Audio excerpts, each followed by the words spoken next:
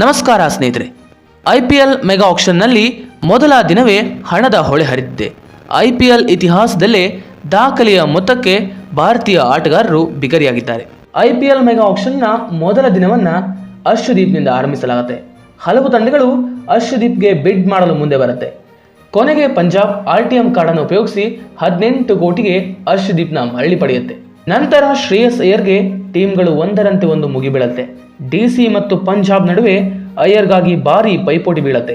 ಕೊನೆಯಲ್ಲಿ ಪಂಜಾಬ್ ಅಯ್ಯರ್ನ 26.75 ಕೋಟಿಗೆ ತನ್ನ ತೆಕ್ಕೆಗೆ ತೆಗೆದುಕೊಳ್ಳುವಲ್ಲಿ ಯಶಸ್ವಿಯಾಗುತ್ತೆ. ಜೋಸ್ ಬಟ್ಲರ್ ಇವರನ್ನ 15.75 ಕೋಟಿಗೆ ಗುಜರಾತ್ ಟೈಟನ್ಸ್ ತನ್ನ ತೆಕ್ಕೆಗೆ ತೆಗೆದುಕೊಳ್ತು. ರಿಷಬ್ ಪಂತ್ IPL ಇತಿಹಾಸದಲ್ಲೇ ಅತ್ಯಧಿಕ ಮೊತ್ತಕ್ಕೆ ಹರಾಜಾದ ಮೊದಲ ಆಟಗಾರ ಎಂಬ ಹೆಗ್ಗಳಿಕೆಗೆ ಪಾತ್ರರಾಗ್ತಾರೆ. LSG ಇವರನ್ನ ಬರೋಬ್ಬರಿ 27 ಕೋಟಿಗೆ ಖರೀದಿಸಿತು. ಸ್ಪಿನ್ ಮಾಂತ್ರಿಕ UG ಚಹಲ್ರನ್ನ ಬರೋಬ್ಬರಿ 18 ಕೋಟಿಗೆ ತನ್ನ ತೆಕ್ಕೆಗೆ ತೆಗೆದುಕೊಳ್ಳುವಲ್ಲಿ ಪಂಜಾಬ್ ಕಿಂಗ್ಸ್ ಸಫಲಗೊಳ್ಳುತ್ತೆ. KL ರಾಹುಲ್ RCBಗೆ ಬರ್ತಾರೆ ಎಂಬಂತಹ ಎಲ್ಲಾ ವಿಚಾರಧಾರೆಗಳು ಹರಿದಾಡ್ತಾ ಇತ್ತು. ಆದರೆ ಇವರನ್ನ ಡೆಲ್ಲಿ ಕ್ಯಾಪಿಟಲ್ಸ್ 14 ಕೋಟಿಗೆ ತನ್ನ ತೆಕ್ಕೆಯಲ್ಲಿ ಬೀಳಿಸಿಕೊಳ್ತು.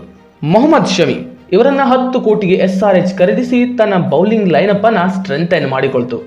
ಮಿಚೆಲ್ ಸ್ಟಾರ್ಕ್ ಹಿಂದಿನ ಬಾರಿ ಅತ್ಯಧಿಕ ಮೊತ್ತಕ್ಕೆ ಬಿಕರಿಯಾಗಿದ್ದಂತಹ ಸ್ಟಾರ್ಕ್ ಈ ಬಾರಿ 11.75 ಕೋಟಿಗೆ ಡೆಲ್ಲಿ ಪಾಲಾಗ್ತಾರೆ.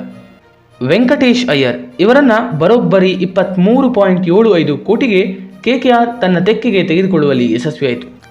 ಮೊಹಮ್ಮದ್ ಸಿರಾಜ್ ಅಭಿಮಾನಿಗಳು RCB ಇವರನ್ನ ಬೈಬ್ಯಾಕ್ ಮಾಡುತ್ತೆ ಅನ್ಕೊಂಡಿದ್ದೇನೋ, ಆದರೆ 12.25 ಕೋಟಿಗೆ GT ಇವರನ್ನ ಖರೀದಿಸಿತು.